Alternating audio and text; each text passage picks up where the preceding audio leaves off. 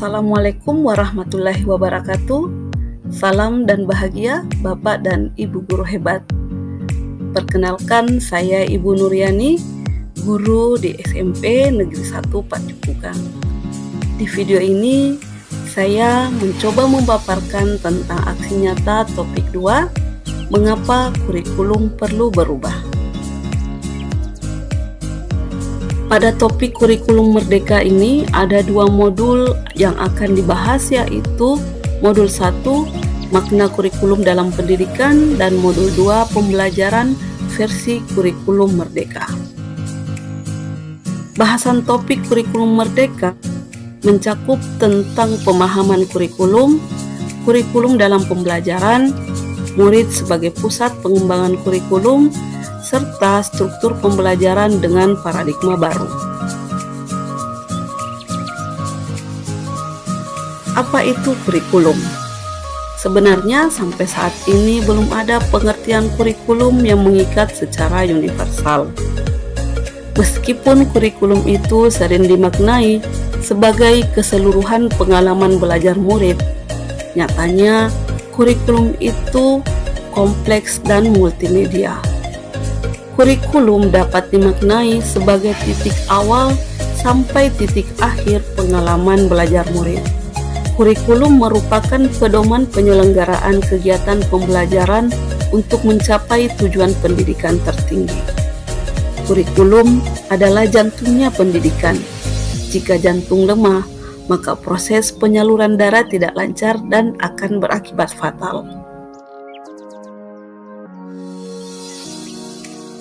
Ralph Taylor dalam bukunya The Basic Principle of Curriculum mengungkapkan ada 4 komponen dalam kurikulum, yaitu 1 tujuan, 2 konten, 3 metode atau cara, dan 4 evaluasi. Ada 3 klasifikasi komponen kurikulum, yaitu 1 tujuan pembelajaran atau konten, 2 panduan pedagogi, dan 3 panduan asesmen.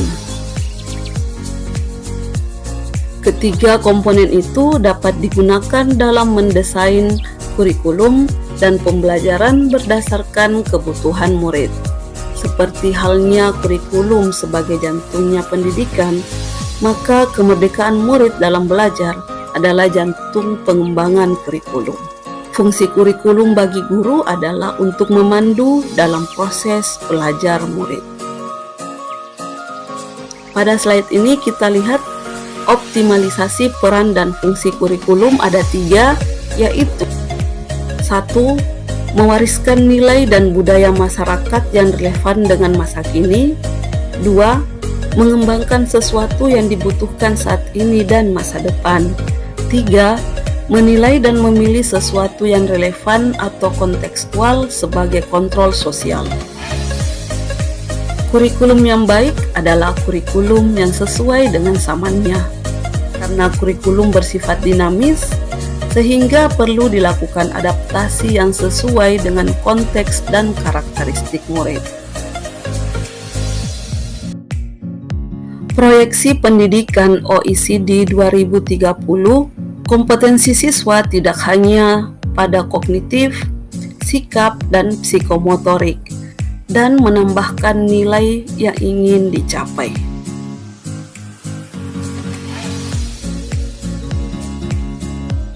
Dengan siklus belajar yang dimulai dari antisipasi, mengakibatkan aksi, dan diakhiri dengan refleksi menuju pembelajaran sepanjang hayat.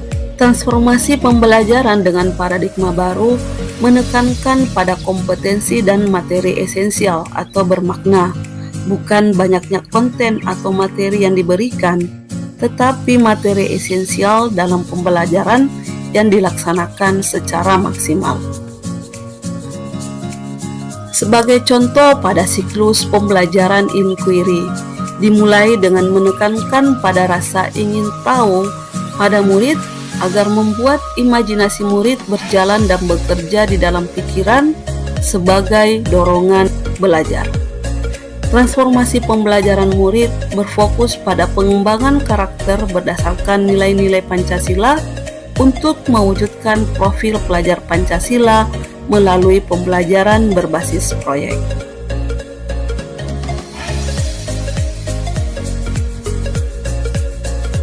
Mengapa kurikulum perlu berubah?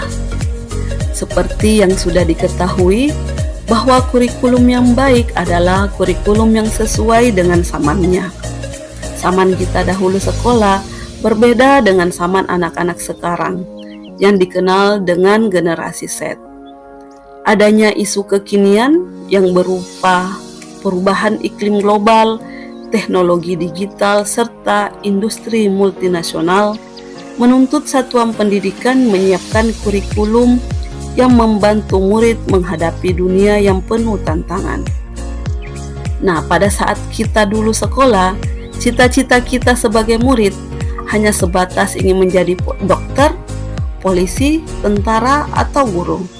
Tetapi kini, pada zaman anak-anak generasi Z, cita-cita itu lebih beragam.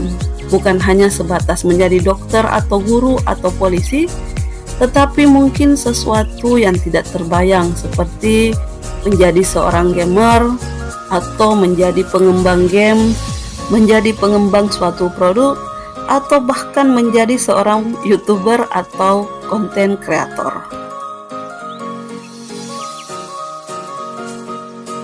Kita ingat kembali kata-kata Ki Hajar Dewantara pada modul Merdeka Mengajar, bahwa maksud pendidikan adalah menuntun segala kekuatan kodrat yang ada pada anak-anak agar mereka dapat mencapai keselamatan dan kebahagiaan setinggi-tingginya, baik sebagai manusia maupun anggota masyarakat.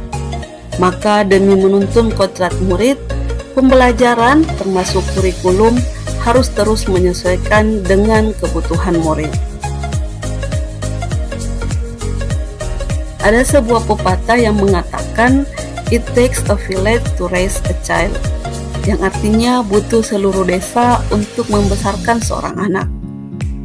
Hal ini menyeratkan perlunya peran 3 pilar pendidikan, yaitu orang tua, masyarakat, dan sekolah dalam mewujudkan kurikulum yang berpihak pada murid. Oleh sebab itu, ketika kurikulum dirancang, kita harus menempatkan kebutuhan, pendapat, dan hasil belajar serta kepentingan murid sebagai rujukan. Nah, di slide ini kita lihat mengapa kurikulum perlu diadaptasi. Konteks satuan pendidikan yang beragam membuat banyak hal tidak mudah diimplementasikan di dalam kelas, sehingga kurikulum yang ditetapkan secara nasional perlu diadaptasi di tingkat satuan pendidikan. Bentuk adaptasi kurikulum harus sesuai dengan kebutuhan murid-murid di sekolah. Letak geografis, perbedaan lingkungan dan ekosistem sekolah, faktor budaya dan sosiologis, serta perbedaan karakter murid menjadi alasan mengapa kurikulum dari pemerintah pusat harus melalui adaptasi terlebih dahulu di tingkat satuan pendidikan. Adaptasi ini bisa diterjemahkan dalam kurikulum operasional satuan pendidikan. KOSP satuan pendidikan yang berada di daerah pertanian pastinya berbeda dengan KOSP satuan pendidikan yang berada di daerah pesisir. Kerangka dasar kurikulum terdiri dari tujuan pendidikan nasional, profil pelajar Pancasila, struktur kurikulum, prinsip pembelajaran dan asesmen, serta capaian pembelajaran.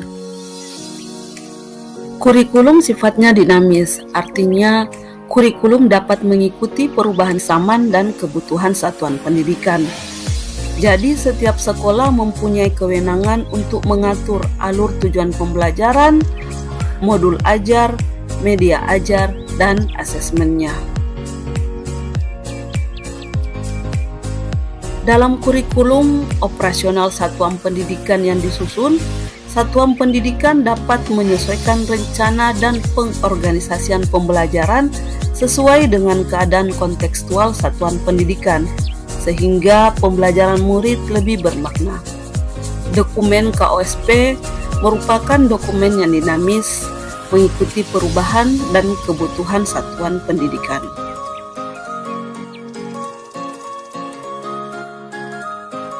Komponen operasional satuan pendidikan memuat karakteristik satuan pendidikan, visi misi dan tujuan.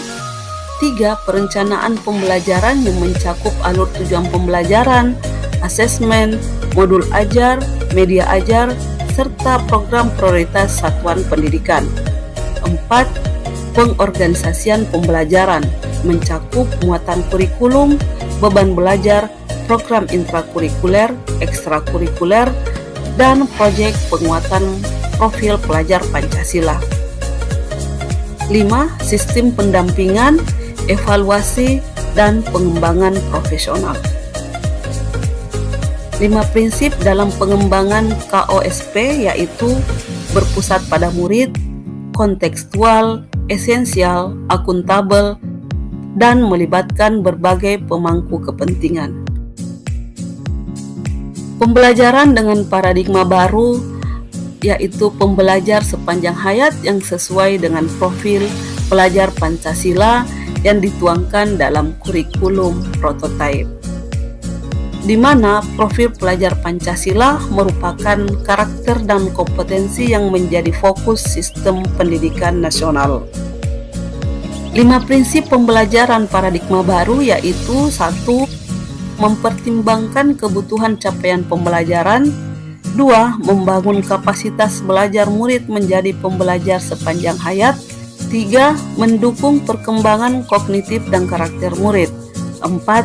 Menyesuaikan dengan konteks kehidupan murid. 5. Mengarah pada masa depan yang berkelanjutan.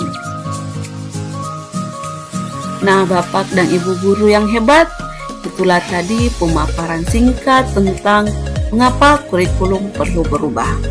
Terima kasih sudah menonton video ini. Semoga Bapak dan Ibu guru berkenan memberikan tanggapan atau umpan balik. Terima kasih. Assalamualaikum warahmatullahi wabarakatuh. Salam dan bahagia.